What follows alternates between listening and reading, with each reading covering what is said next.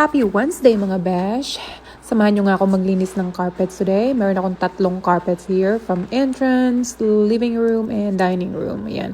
Sobrang dudumi na nila. Dahil nga ako may mga aso, yan, once a month ko siyang ginagawa. Ito nga pala ang aking ginagamit. Sobrang dali lang nitong gamitin and ito lang talaga ang nagtagal sa akin. Ito ang lagay ng water and solution. Yan naman yung mga nabavacuum. Then, dyan mo siya i-drain. Hindi na ako bumibili ng solutions. Yan na nga lang aking ginagamit, yung water, and hahaluan ko lang siya ng Zonrox. Kasi nga may mga aso ako sa bahay, so disinfectant na rin siya. Minimeasure ko lang siya ng ganyan. And then, ilalagay ko na siya dyan. And then, magsistart na ako maglinis. Dito sa carpet na to, madalas humihiga ang aking mga aso, especially si Mila. So, yan talaga yung pinakamadumi. And, andyan yung kanilang mga balahibo.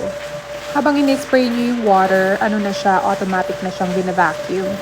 Kaya, madali siyang matuyo. Sobrang easy lang talaga siyang gamitin. Super recommended ko to. So, itong carpet na to, siya yung nasa entrance. Kaya, mabilis talaga siyang madumihan. So, nakikita nyo naman yung tubig, di ba? Sobrang kadiri, sobrang dumi niya.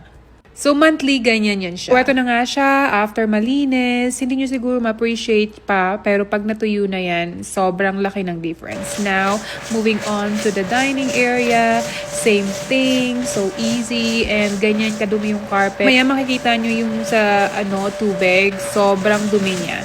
And then, mamaya pag natuyo na yan siya, my goodness, yung difference talaga is iba. Ito yung the other side ng carpet. Diyan madalas tumatambay ang aking mga aso kapag kami ay nasa dining.